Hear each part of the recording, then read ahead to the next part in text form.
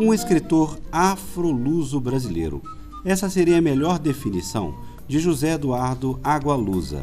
Nascido em Huambo, em Angola, o escritor estudou silvinocultura e agronomia em Lisboa e é apaixonado pelo Brasil, onde já viveu, no Rio de Janeiro e em Recife. Agualusa é romancista, contista, poeta e jornalista.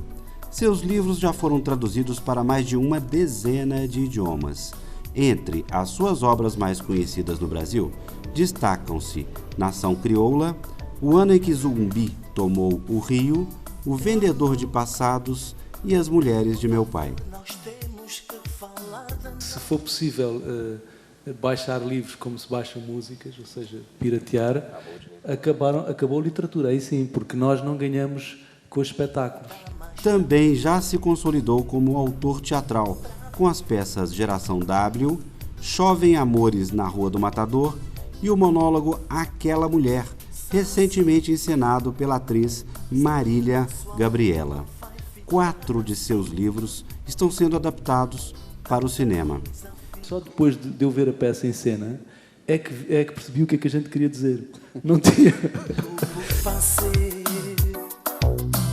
Há palavras que estão por dizer. Mia Couto é o nome consagrado da literatura portuguesa de África. De família de imigrantes, nasceu em Moçambique. Teve uma infância cercada por livros e muita poesia. Digamos, aqui está o nascimento da própria escrita, porque o escritor é isso, é um viajante, é uma espécie de contrabandista, não é? de almas e tem esta disponibilidade de deixar de ser ele próprio. Não é? Seu pai não apenas estimulava a leitura, mas vivia em poesia, como ele mesmo diz. Daí nasceu a grande paixão pelas palavras. Nos anos 80, formou-se em biologia. Hoje, é um dos escritores africanos mais traduzidos fora de seu país e um dos mais vendidos em Portugal.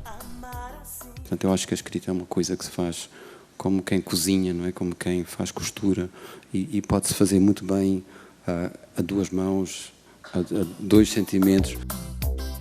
Entre suas obras destacam-se Terra Sonâmbula, Um Rio Chamado Tempo, Uma Casa Chamada Terra e O Último Voo do Flamingo. Em parceria com Agualusa, Mia Couto já escreveu peças para teatro e uma de suas obras também foi adaptada para o cinema. O teatro nasceu conosco quando de repente temos que perceber que temos que ser um outro. O Sempre um Papo recebe José Eduardo Agualusa no lançamento de seu livro Barroco Tropical, editado pela Companhia das Letras, com a participação especialíssima de Mia Couto. Cada pessoa, no fundo, tem histórias para contar, então o facto de estar aqui, de vir ao Brasil, faz-me encontrar também histórias, então essas histórias acabam por surgir nos livros de forma natural. E estamos como se fosse aquela tradição africana de ter ali uma fogueira à noite e nos sentarmos à volta e contarmos histórias.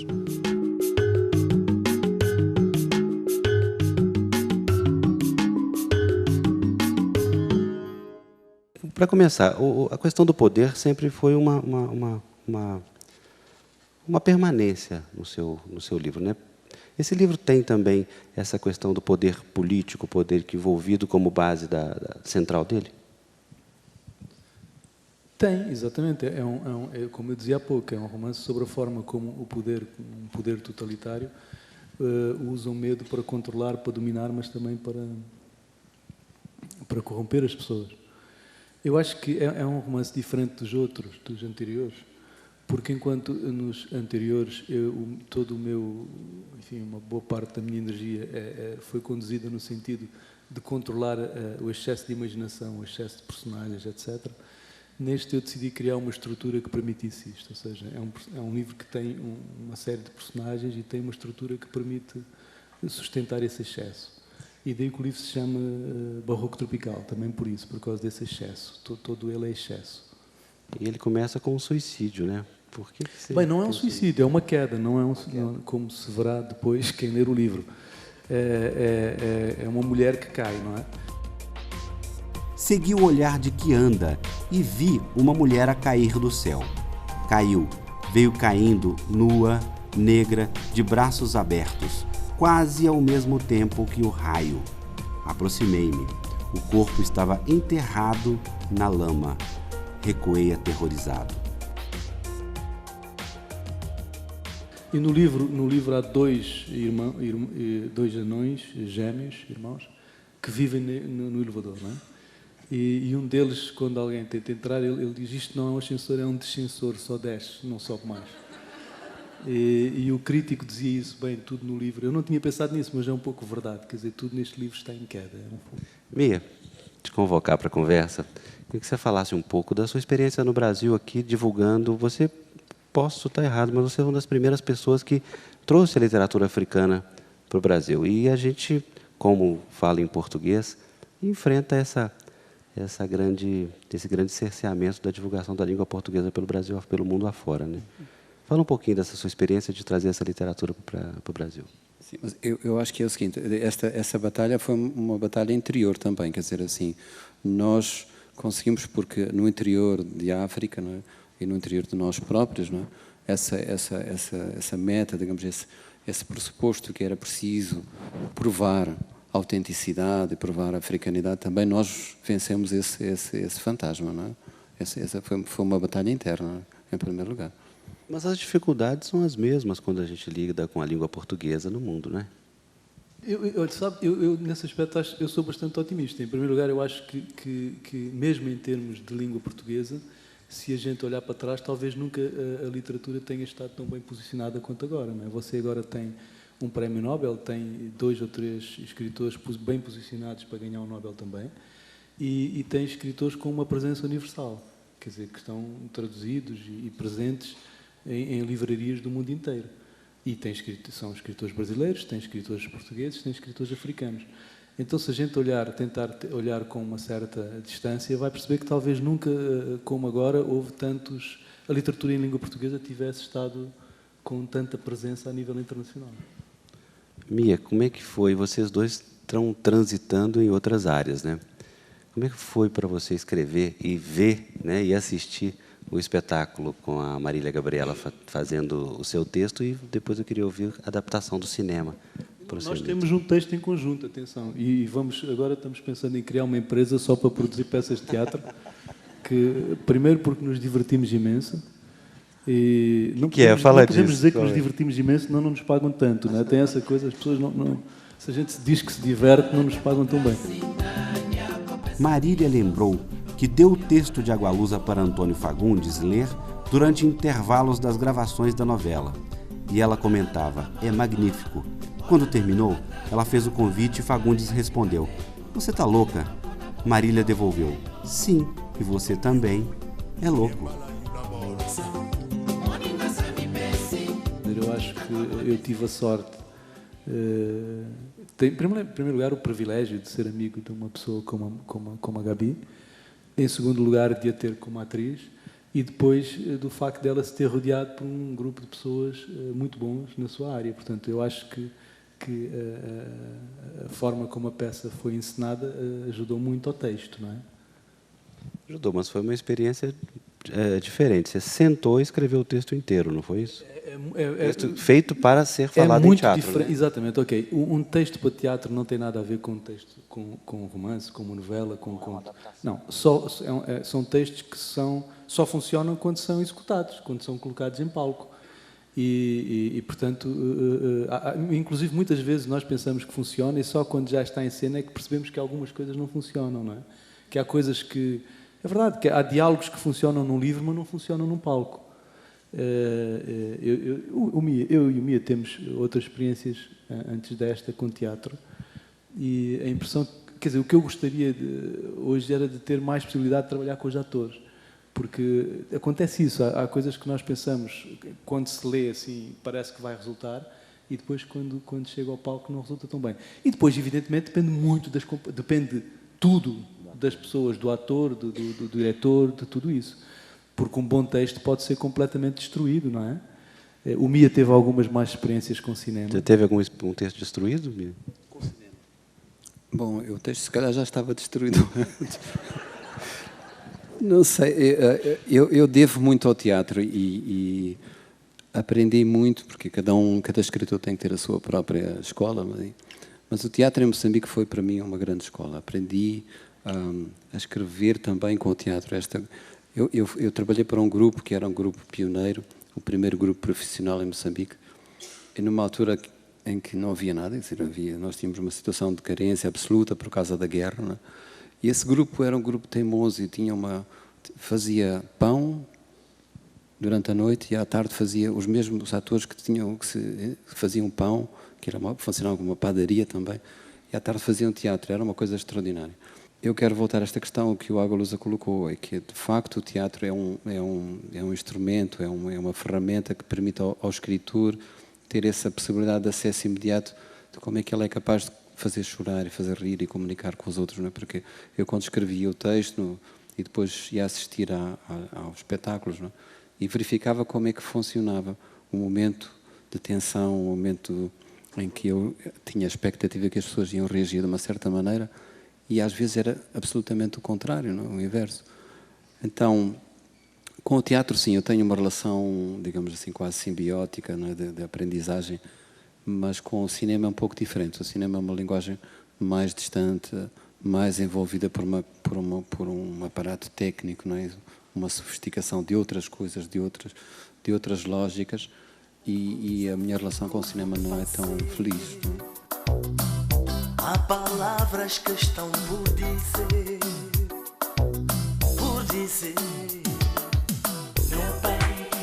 Essa parte eu fiquei com a parte mais fácil, que o homem é um ser, uma criatura frágil, não é?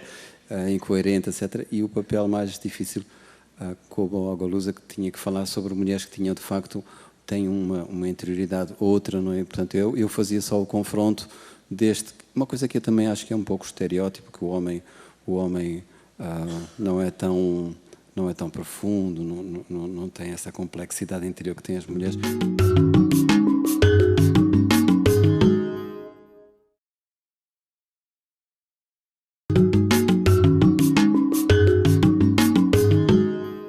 Humaniza um pouco o autor que você vê só o nome, né, uma foto no livro e o texto, né, e de repente você vê que esse autor existe, né? Então ele dá as ideias dele, ele mostra que ele é muitas vezes muito mais brilhante até do que você imaginava, te surpreende, né? Na minha opinião, não existe literatura europeia. Existe literatura portuguesa, literatura alemã, literatura inglesa, assim como não existe literatura latino-americana. Faz-se literatura no Brasil, na Argentina, na Colômbia. Aqui na academia, né, principalmente, cunhou-se a expressão literatura africana e, mais particularmente, literatura africana de língua portuguesa. O que eu gostaria de saber de vocês é se vocês concordam com essa expressão e se o Água Lusa faz literatura africana ou literatura angolana, e se o Mia faz literatura africana ou literatura de Moçambique. A literatura que se faz em Angola é evidentemente distinta. Mas é absurdo, até isto que eu estou a dizer é absurdo, porque é distinta dentro de si mesma. Quer dizer, você fala então, e vamos falar em literatura brasileira? E a literatura do Nordeste é a literatura do Nordeste, e a literatura carioca é a literatura carioca? Não, mesmo dentro da literatura carioca, cada escritor é um país também, não é? É uma nação, cada homem é uma raça, como o título do livro do Mia, que virou uma referência sempre. E é verdade, quer dizer, quando as literaturas se desenvolvem, o desenvolvimento passa exatamente por isso, passa pela diferença. E acho que uma das coisas boas na literatura em língua portuguesa tem a ver com isso. As propostas são muito diversas. São muito diversas em Portugal, são muito diversas aqui no Brasil, são muito diversas em Angola e em Moçambique. Isso é ótimo.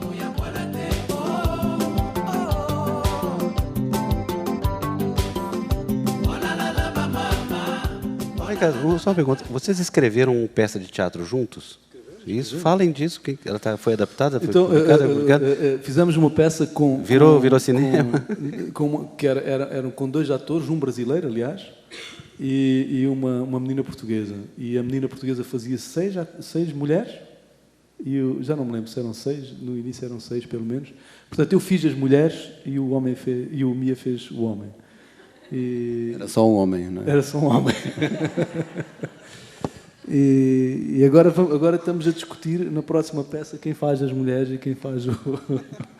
Não, foi muito curioso, porque não é fácil, eu digo-vos por experiência própria, porque normalmente os próprios escritores não estão disponíveis do ponto de vista, não sei, do ponto de vista total, existencial, não estão disponíveis para trabalharem a quatro mãos, ou 2 mãos, ou 5 ou 6 mãos, porque se parte deste princípio que a escrita é uma coisa muito séria, é uma coisa sagrada, é uma coisa que está no domínio do intangível. E eu não tenho muito essa ideia, portanto, eu acho que a escrita é uma coisa que se faz como quem cozinha, não é? Como quem faz costura, e pode-se fazer muito bem a 2 mãos, a 2 sentimentos, e fizemos isso, e não foi... Eu estou a revelar coisas que não devia dizer, mas não foi realmente complicado. Agora, se calhar, a segunda vez não vamos ser capazes de fazer. Mas fizemos por e-mail, nós nem sequer estávamos juntos fisicamente, quer dizer, vivendo na mesma cidade, no mesmo país, e de repente, aquilo fluiu de tal maneira que, de facto, quando fomos assistir os dois à peça, houve pessoas que começaram a questionar, e aquela parte? E eu pensava que eu tinha sido o autor dessa parte. E não era ele. E de repente começamos a discutir num palco como este sobre quem é que tinha sido autor de que parte. Eu acho isso extraordinário, porque de repente este sentimento de autoria, não é? De propriedade sobre uma coisa que não pode ser olhada dessa maneira, não é? Se perde completamente. Eu acho que o desafio neste caso é o Mia tem uma linguagem muito particular, não é? O Mia foi um autor que nasceu já pronto em termos de estilo. Eu ainda hoje disse isso numa entrevista, acho que fui a primeira pessoa fora de Moçambique a fazer uma recensão de um livro do Mia. E, enfim, é uma coisa que eu me posso orgulhar. E acho que o Mia tem isso, quer dizer, assim que surgiu o primeiro livro, já tinha um universo próprio e um estilo definido, o que é muito raro. E um estilo muito, muito marcado. Portanto, para mim, o desafio era tentar trabalhar um pouco dentro do estilo dele, não é? E acabou por ser muito divertido. E por isso é verdade, quer dizer, chega um momento, eu acho que aquilo funcionou também por isso, porque está bem cozido, não é? Não tem... Sim, aquilo... Eu vim a descobrir, devo dizer-te que só depois de eu ver a peça em cena é que percebi o que é que a gente queria dizer. Não tinha... Disse, afinal era isto. Eu não... O mais difícil foi fazer o título. Ainda hoje a gente discorda do título. Qual é o título? Chovem Amores na Rua do Matador. É um título complicadíssimo, não é? E preferimos que fosse assim. Dá para entender o título. Não, é um homem que decide que tem que matar. Eu vou contar um bocadinho, vou tirar o véu desta história.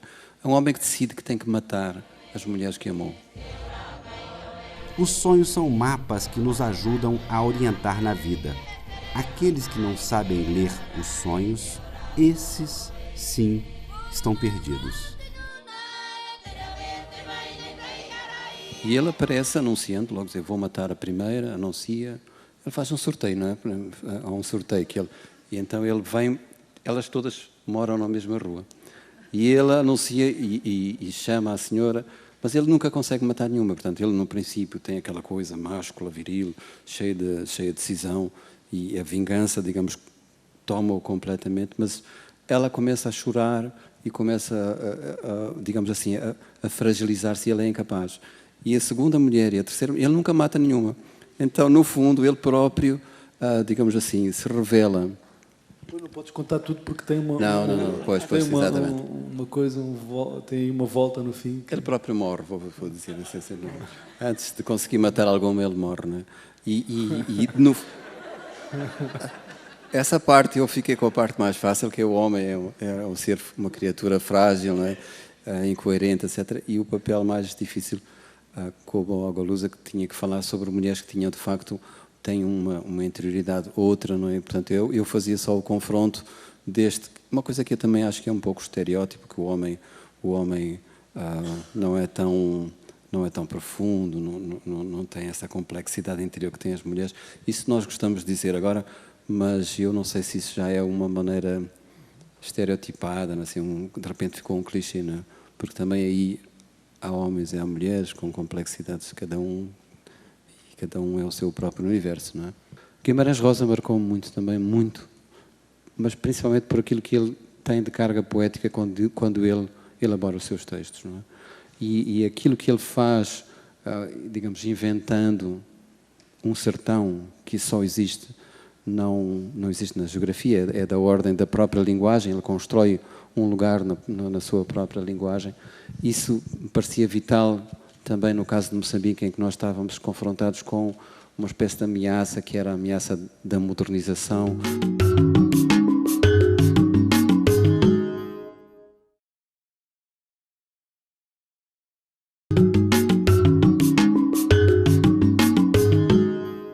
Já faz uns 3 anos, mais ou menos, que eu comecei a ler as obras do Mia.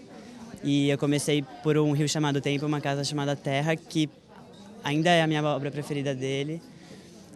Eu fiquei muito surpreso com essa relação que ele conseguiu fazer entre o tempo e o espaço, que foi uma coisa que eu sempre tentei entender, desde que eu comecei a, sei lá, ler de verdade com 15, 16 anos, e eu nunca consegui. E aquilo é o mais próximo, entendeu? Que eu pude perceber dessa ligação que alguém conseguiu fazer. E aí depois eu continuei lendo os livros dele, vi a relação que ele tem na literatura com o Água Lusa, com o Pepe Tela, que também são grandes escritores africanos, e eu tenho uma identificação com a África, assim, que é, sei lá, fantástica. Então, ele me trouxe aqui porque agora eu quero vir sempre. Eu gostaria que cada um comentasse as principais influências de escritores brasileiros nos seus trabalhos e também de temáticas comuns aos problemas do Brasil e aos problemas da África, como, por exemplo, o fato de ambos os países terem sido colônias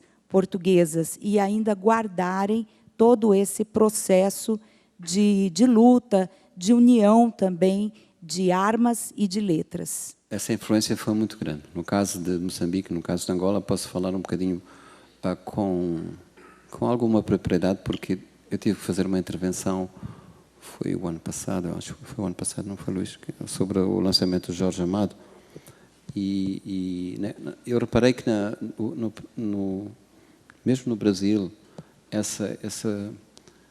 esse conhecimento de como é que o Brasil viajou e, digamos, passou para o outro lado do Oceano Atlântico, é um conhecimento frágil. Quer dizer, vocês não têm ideia, em geral, quanto profunda e marcada foi essa influência. Eu falava do caso de Jorge Amado, que foi alguém que nos tocou a todos, não é? Mas não foi só Jorge Amado, foi toda uma geração de escritores dos anos 50, 60, 70, até os anos 70. Essa influência foi muito, muito, muito forte. Era preciso perceber que, para os moçambicanos, para os cabo-verdianos, angolanos, santomenses e guineenses, o Brasil era uma coisa quase mistificada, era romantizada, porque o Brasil representava um pouco daquilo que nós queríamos ser. E o Brasil, digamos, do Brasil chegava esta solução, que era uma língua outra, que já não era só o português de Portugal, quer dizer, o Brasil tinha retirado a Portugalidade da língua portuguesa. E era isso que nós estávamos à procura também, não é? E havia também uma condição comum, quer dizer, o Brasil vivia uma situação de repressão, nós também vivíamos essa condição, e esse sabor que tinha, procurarmos livros quase na clandestinidade, falo dos livros de Jorge Amado em particular, trazia uma coisa quase mágica, uma relação quase mágica. Já não estávamos só a mexer com literatura, mas a mexer com um sonho que estava adiado, não é? Então, isto, digamos, é o contexto em geral. Agora, essa influência é muito pequena. É uma coisa estranhíssima, porque no período da ditadura, no período pré-independência, a influência e o conhecimento que tínhamos do Brasil era muito maior do que aquilo que temos hoje. E tudo parece que hoje é mais fácil, não, há todas as razões para que não sejam assim, para que não seja assim. No meu caso, para falar já em meu nome pessoal, eu tenho grandes influências, quer dizer, marcaram-me vários escritores e principalmente poetas. porque eu sou alguém que nasce da poesia. Eu me considero a mim próprio um poeta que escreve em prosa, que se realiza, digamos, contando histórias. Eu fui muito marcado por João Cabral Melo Neto, que eu acho que é digamos assim, é um dos grandes valores da poesia em todo o mundo. Carlos Drummond de Andrade, Adélia Prado, Hilda Ilst, Manuel Bandeira, tantos outros, não é? Esses marcaram muito. Guimarães Rosa marcou muito também, muito, mas principalmente por aquilo que ele tem de carga poética quando ele elabora os seus textos, não é? E aquilo que ele faz, digamos, inventando um sertão que só existe, não existe na geografia, é da ordem da própria linguagem, ele constrói um lugar na sua própria linguagem. Isso me parecia vital também no caso de Moçambique, em que nós estávamos confrontados com uma espécie de ameaça, que era a ameaça da modernização, de perdermos característica própria, perdermos nome, perdermos rosto, e ali estava uma maneira de conseguirmos dar a volta, não é, a essa grande ameaça. Portanto, acho que essa é a relação com o Brasil, é essa. Tenho uma grande dívida com o Brasil. Estavam falando de teatro, você falou da sua má experiência com o cinema, e é muito complicado adaptar contos para o teatro, porque até o Agualusa falou que se escreve para a cena, enquanto que na literatura você não precisa da cena necessariamente. Então eu queria saber o que foi que levou você a escolher aqueles contos específicos para compor o Fio das Miçangas, e como você se sente com certas liberdades poéticas em adaptações cênicas suas. Eu tive que falar sobre a minha relação com o teatro no Rio de Janeiro, e eu estava atrapalhado porque eu não sei falar sobre teatro. É um domínio que é outro, não é o meu. Eu sou escritor, sou biólogo, sinto-me à vontade de falar sobre esse tipo de coisas, mas o teatro é um outro assunto. E, de repente, pensei, e fui salvo por um neto meu, que vive connosco em nossa casa. O menino tem 2 anos e meio, não é? E um dia ele chegou, e o outro neto mais velho já tinha feito isso e eu nunca tinha percebido, e disse: eu hoje não sou o Gabriel. Ele chama-se Gabriel. Ele disse: eu hoje não sou o Gabriel, eu hoje sou o Manu. E tu és, apontando para mim, disse, tu és um outro nome que ele deu. E de repente eu percebi que e ele fazia isto ao mesmo tempo com uma convicção e com um sentido de prazer, não é? De ser um outro, não é? De viajar para uma outra identidade, que eu percebi, aqui está a origem do teatro. A gente está sempre a pensar se o teatro nasceu no Japão ou se nasceu na Grécia Antiga, etc. O teatro nasceu connosco, quando de repente temos que perceber que temos que ser um outro e que temos essa necessidade vital de transitarmos de identidades, não é? Não sermos uma só, não sermos prisioneiros de uma só coisa. Então acho que aqui está o nascimento também não só desta necessidade de nos representarmos, de existirmos em representação de nós próprios, mas também, digamos, aqui está o nascimento da própria escrita, porque o escritor é isso, é um viajante, é uma espécie de contrabandista, não é? de almas, e tem esta disponibilidade de deixar de ser ele próprio, não é? Então acho que vocês podem fazer tudo o que quiserem porque aquilo é um texto que não se pretende fechado. Eu tenho que dizer uma coisa que tenho que aceitar com alguma vergonha. Eu nunca me lembro bem do que é que eu escrevi. Então, se você disser que a avó vai ser um chefe de quadrilha, tudo bem, porque se calhar também me passou pela cabeça isso. Não?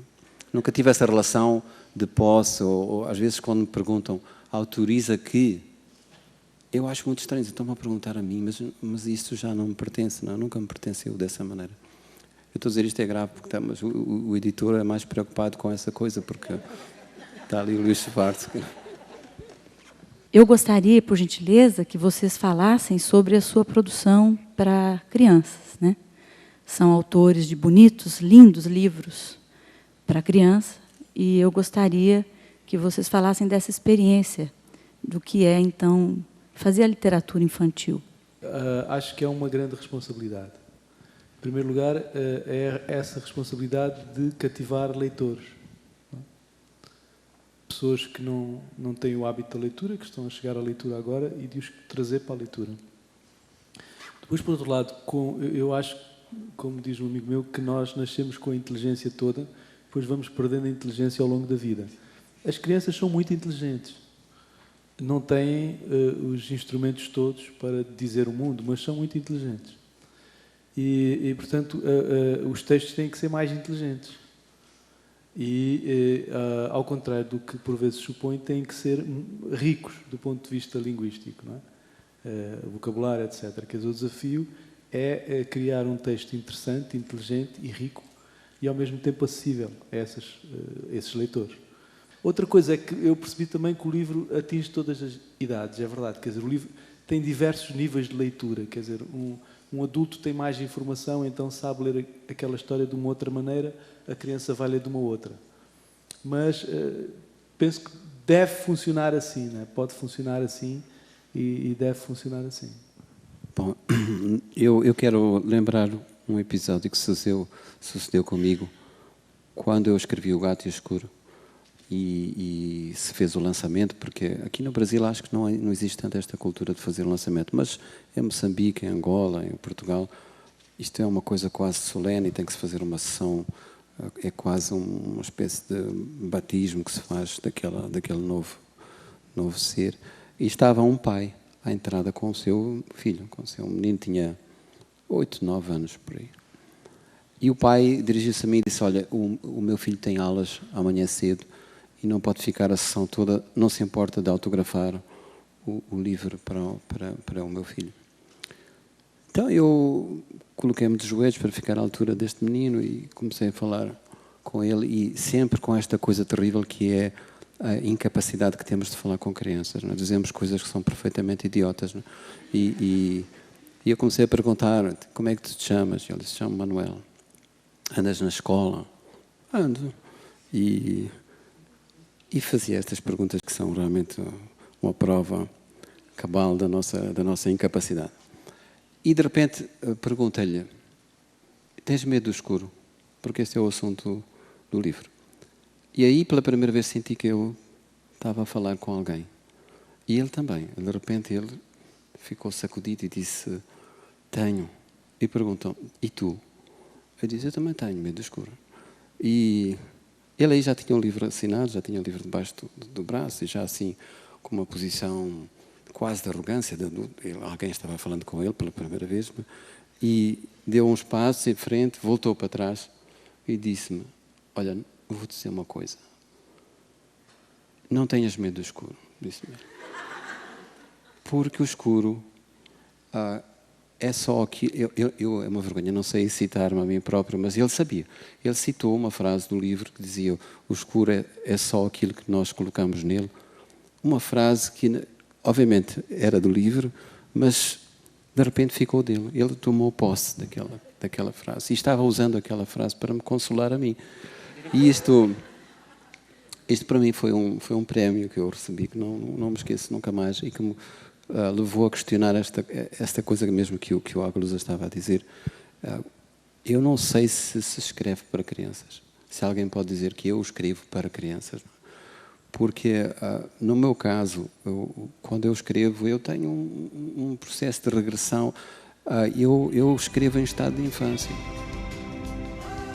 O gatinho gostava de passear-se nessa linha onde o dia faz fronteira com a noite. Faz de conta o pôr do sol fosse um muro. Faz mais de conta ainda os pés felpudos pisassem o poente. A mãe se afligia e pedia: nunca atravesse a luz para o lado de lá. Quer dizer, a verdade é que quando nós vamos comprar um vinho, não compramos o vinho pela garrafa, compramos o vinho pelo líquido. E a garrafa é só o conteúdo, é só o continente. Perdão, o conteúdo é que interessa, é que importa. E o conteúdo esse vai continuar a existir independentemente da forma.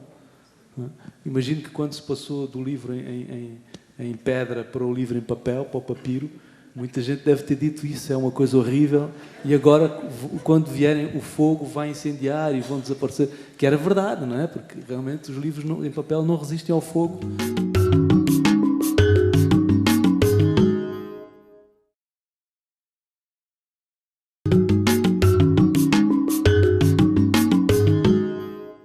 Eu acho que assim é uma mistura de uma realidade assim muito natural do país dele, Moçambique, e ao mesmo tempo acho que a dificuldade que o povo vive tem muito a ver com a nossa realidade também, e principalmente a maneira dele escrever, é muito poético, acho que mexe com a gente, eu gosto muito.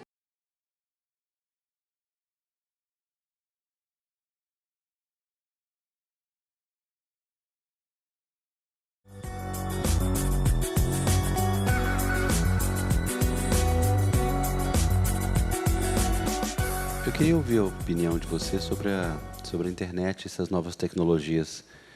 Tanta coisa se diz, tanta bobagem se fala, que o livro vai acabar, que a internet vai acabar com o livro, que o Kindle está chegando aí para tudo, que a internet emburrece, que cria uma linguagem nova. O que vocês acham disso? Eu olho para isso com algum otimismo, atenção, eu acho simplesmente que em termos práticos tem vantagens o livro eletrónico, que é um desafio para as editoras vão ter que saber lidar com isso, que quem tem razões para estar preocupado são sobretudo os intermediários, ou seja, é o distribuidor e as livrarias, que levam uma fatia considerável do bolo, não é? Portanto, eu creio que poderá fazer com que o livro chegue muito mais barato ao consumidor e poderá fazer com que o autor ganhe mais, e o editor também, ao mesmo tempo. Agora, há coisas que são um pouco preocupantes, tem a ver mais com por exemplo, se for possível baixar livros como se baixam músicas, ou seja, piratear, acabou a literatura, aí sim, porque nós não ganhamos com os espetáculos, não é? Quer dizer, enquanto o músico... Antigamente o músico fazia discos e depois fazia espetáculo para promover os discos. Hoje ninguém quer produzir um disco, porque os discos não se vendem, portanto o músico faz só discos para poder produzir espetáculos a seguir, para fazer espetáculo. E nós, infelizmente, não estamos aqui neste momento, por exemplo, a ganhar fortunas. Não ganhamos dinheiro com este tipo de atividade. E ganhamos dinheiro apenas com o livro, ou quase só com o livro. E, portanto, se a pirataria persistir, aí não conseguimos viver como escritor, não é? Viver do livro. Mas, de resto, sou otimista, acho, e evidentemente acho que haverá, durante muito tempo ainda, espaço para o livro em papel. Mas, enfim, a mesma coisa, ainda há pouco eu estava a falar sobre isso, a mesma coisa com a música. Eu ainda me lembro de quando se passaram do vinil para o CD. E muita gente achava uma coisa desastrosa, porque o CD, também a mesma coisa que dizem do livro, porque o livro tem cheiro. O CD também tinha cheiro, não é? E tinha um barulhinho e não sei o quê. E agora não só se passou para o CD, como se está a passar para a música, quer dizer, para as pessoas passam a guardar a música no computador, no iPod, etc., desmaterializaram completamente, não têm o suporte material. E, no entanto, resulta porquê? Porque é muito prático e porque o essencial está lá. Quer dizer, a verdade é que quando nós vamos comprar um vinho, não compramos o vinho pela garrafa, compramos o vinho pelo líquido. E a garrafa é só o conteúdo, é só o continente. Perdão, o conteúdo é que interessa, é que importa. E o conteúdo esse vai continuar a existir independentemente da forma. Imagino que quando se passou do livro em pedra para o livro em papel, para o papiro, muita gente deve ter dito isso, é uma coisa horrível, e agora, quando vierem, o fogo vai incendiar e vão desaparecer. Que era verdade, não é? Porque realmente os livros em papel não resistem ao fogo, mas são muito mais práticos que os livros em pedra. Porque quando se muda de casa, imagino, com uma biblioteca de livros em pedra, devia ser uma coisa horrorosa. Como é que surgiu para vocês o lugar da escrita? Que reconhecimento ela tinha no meio que vocês viviam? E como é que método vocês têm de trabalho? Como é que vocês produzem isso? Eu sou filho de poeta e isso marcou muito, porque não só, digamos, eu não sou só filho de poeta. O meu pai não simplesmente escreve poesia, ele é um poeta, ele vive em poesia e criou na nossa casa uma espécie de uma atmosfera que eu poderia dizer quase irreal e que não passava tanto só pelos livros, e nós tínhamos as estantes forrando as nossas paredes, mas pela maneira como ele olhava o mundo, pelo valor que ele dava às coisas. Eu recordo-me que, por exemplo, eu recordo-me que já havia a guerra e o meu pai levava-me para fazer os deveres lá para ele trabalhava nos caminhos de ferro, ele levava-nos para fazer os deveres de casa lá nos armazéns dos caminhos de ferro, e ele tinha pressa que acabássemos os deveres. Ele era mais irresponsável que nós próprios, não é? E ele queria andar ao longo da linha férrea a apanhar umas pedrinhas, uns minérios brilhantes que caíam, e isso e lhe dava tanto prazer que nos obrigava a repensar o mundo e a perceber que, afinal, no meio daquele lixo, no meio daquela poeira, havia uma coisa que poderia fascinar um homem que, de repente, parecia ter a nossa idade, não parecia ser nosso companheiro de descoberta do mundo. Então, tudo isso eu acho que, se me pergunta do lugar da escrita, isso fez nascer em nós esta ideia de que nós só poderíamos nos sentir existentes se fosse por via desta já não é só a escrita, é mais do que isso, desta maneira de olhar o mundo, desta maneira de nos colocarmos no mundo.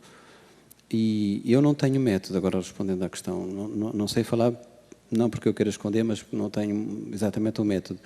Eu começo por personagens, há coisas que eu capto na vida,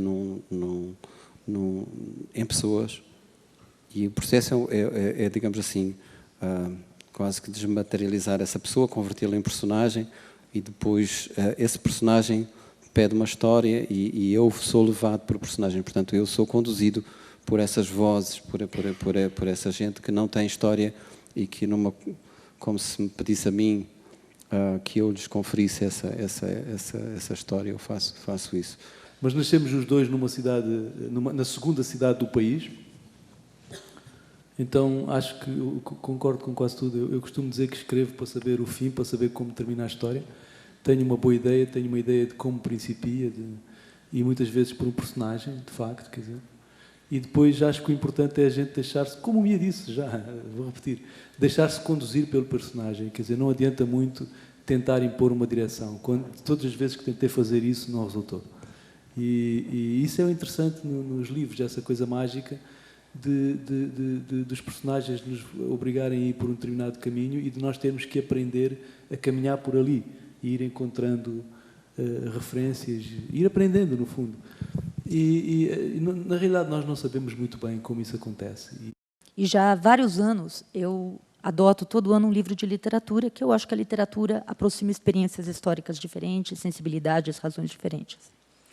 E há alguns anos eu tenho sentido que vai ficando mais e mais difícil conseguir trazer o adolescente para o gosto pela literatura. A criança gosta de ler, a criança, como ele diz, é inteligente, mas isso vai se perdendo de alguma maneira, e o gosto pela literatura vai sendo substituído pelo iPod, pelas baladas, por outras coisas. A pergunta é, em África, como é a relação da literatura com a juventude, se vocês sentem que as obras de vocês têm penetração entre estudantes de segundo grau, de 15, 16, 17 anos, qual a recepção que vocês têm hoje desse público jovem? Sorrisinho nervoso? Não, porque eu acho que no caso de Angola, no caso de Moçambique, creio que é um pouco mesmo, o problema é que as nossas obras não têm penetração em meio nenhum, quer dizer, a gente vende muito pouco nos nossos países, não é? Vende mais fora. Eu lembro-me de um encontro em Durban, onde tu estiveste este ano também, e às tantas isso foi discutido entre os escritores africanos presentes. E eu ouvi um escritor africano que dizia muito bem que cada escritor africano é também um tradutor, porque é obrigado, como está a escrever para um público que não é o seu público, não é? Ele, quer dizer, que não é as pessoas do seu país, ele é obrigado, enquanto escreve, a traduzir aquela realidade para que outras pessoas de outros países possam entender, porque esse é o nosso público, de facto, maioritário. Ou seja, em Angola e em Moçambique não será diferente, o público de leitor que efetivamente compra livros, o primeiro livro é extremamente caro, não é? É muito reduzido, muito reduzido, é insignificante, infelizmente, mas é assim. Ou seja, na época do Partido Único, quando os livros eram subsidiados, um livro era muito barato, as edições eram grandes, não quer dizer que as pessoas lessem, mas compravam os livros. O meu primeiro livro teve uma primeira edição, por exemplo, de 15 mil exemplares em Angola. E hoje dificilmente vende mais de 2 mil, quer dizer, é irrisório. O Pepe Tela chegou a vender 100 mil exemplares, quando o livro custava nada, o livro custava o preço, não custava nada, era de graça. Mas hoje não, hoje é exatamente o contrário, os livros são extremamente caros e ninguém, as pessoas que poderiam até ter vontade de comprar o livro, mas não têm capacidade para comprar. E aquelas pessoas que têm capacidade para comprar provavelmente não leem, não é? Bom, os nossos livros, eu não sei, estou a dizer os nossos livros porque os livros dos autores moçambicanos são estudados nas escolas, eu quase que diria infelizmente, em algum sentido, porque se faz uma coisa que me parece que não é exatamente pensada para criar aquilo que eu acho que é o mais importante, que é criar o encantamento pela arte de contar histórias, pela arte de ter uma história, né? Este gosto de ter uma história. E há uma mistura terrível entre o ensino da literatura, o ensino da língua portuguesa, e não acho que este assunto seja pensado de maneira que se torne, digamos assim... eu vou contar um episódio que eu estava viajando para fora de Moçambique e tinha um polícia de fronteira, era uma senhora que estava a revistar uma mala e de repente notou que eu trazia vários livros. Era uma coisa que ela estranhou, porque eu trazia livros para distribuir fora do país. E ela pensou, está aqui um contrabandista de material. Mas só pegou nos livros, olhou para mim, olhou para a capa do livro e para uma fotografia que estava lá, disse, você que é o Miyakoto? Disse assim, bom, aquilo já estava a demorar quase 1 hora, portanto eu pensei, aliviado, bom, agora o problema está resolvido. Não é? E ela disse assim, foi por causa do senhor que eu chumbei, reprovei no exame da 10ª classe. Disse, e eu tive muito mais problema. Eu conto este episódio como uma anedota para mostrar esta coisa que eu revejo quando os jovens, em Maputo, em Moçambique, eu sou visitado quase todas as semanas por um jovem que me traz um texto, um conto, um poema. E eu que não tenho tempo, tenho que ter tempo para essa coisa. Porque estes jovens vivem na condição de absoluta solidão. Eles não têm ninguém na escola, o professor não tem uma boa relação com o livro, na família ninguém lê, ninguém gosta dessa coisa. Então, eu recebo-os sempre. E o que eu noto é que eles estão absolutamente obcecados por uma coisa que é escrever bem. E isso os paralisa. Porque com esta urgência, com este fantasma, né, de ter que escrever bem, eles muitas vezes não se apercebem que o mais importante é ter uma história para contar. E isso é que é a escrita, não é? E isso não é só a escrita. Isso digamos, é o que nos enriquece como seres humanos, não é? Eu vi o Antônio Lobo Antunes falando assim que ele começa a escrever bem quando ele está muito cansado já, escrevendo depois de 3 horas, por exemplo, ele começa a escrever bem. O Ferreira Goulart também comentando um dia que ele nunca almoça, come arroz e feijão, depois vai lá escrever poesia, que ele se coloca no estado poético para poder escrever. Então eu queria perguntar se tem essa busca de um estado de espírito para vocês, que os leve a escrever. Lembrei o Amos Oz também, ele caminha horas a fio e depois volta para casa e vai escrever, né? Então, eu queria saber como é que isso funciona para vocês internamente na hora de escrever.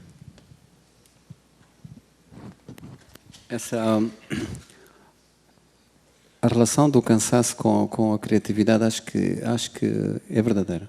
No meu caso também. Acontece que eu estou quase sempre cansado também. Não? Mas o cansaço que pode ser diverso. Não? Há várias maneiras, há vários cansaços, há várias maneiras de estar cansado. Mas o cansaço desliga alguns filtros que são inibidores, que me parece que nos obrigam a uma certa obediência, a uma certa racionalidade. E nesse aspecto eu estou de acordo com o Lobo Antunes. Agora, eu acho que também depois há sempre uma certa mistificação desta coisa, e o escritor adora fazer isto, dizer que o ato escrito é uma coisa excepcional, e ele é assaltado, e é visitado, e parece-me que a escrita é um trabalho, digamos assim, eu não tenho consciência de quando é que eu estou a escrever, porque eu estou sempre a escrever, porque a escrita não é só aquele momento em que nos colocamos diante do computador ou do papel, é a maneira como nós estamos disponíveis a receber os outros, não é? E a trocarmos com os outros, e isso acontece agora aqui, neste momento eu estou escrevendo. Então acho que há essa... Não estou tentando fugir à questão, mas acho que é um ato de tal maneira disperso, de tal maneira fragmentado, que não pode ser separado e dizer agora estou a escrever. Já alguém dizia, espero que a inspiração tem conta trabalhar. Eu acho que isso tudo é verdade. Agora, o principal é saber que é preciso disciplina e é preciso muito trabalho. Quer dizer, um livro, um romance não nasce sem muita disciplina e sem muito trabalho. Agora, é verdade, no meu caso, embora isto pareça uma das mistificações de como falou, que a gente gosta de praticar, mas eu realmente sonho muito. Algumas das melhores ideias para romances ou para contos ocorreram-me em sonhos. O Vendedor de Passados, por exemplo, foi um personagem que me surgiu em sonhos. E acontece muito também eu não saber como o livro vai terminar, exatamente pelo que tu disseste, porque quando nós estamos a sonhar há coisas que se desligam e somos capazes de trazer coisas que estão muito afastadas e de as juntar. Não sei, mas o facto é esse, o facto é que eu sonho muito com os desfechos e sonho muito com o princípio. Eu acho que isso é curioso, porque, de facto, se calhar temos todos essa habilidade, não é? E nunca há, porque é que alguns não escrevem e outros escrevem. Eu acho que para alguns provavelmente essa prisão da racionalidade, esses filtros estão de tal maneira, digamos assim, não se deslocam, não se desfazem.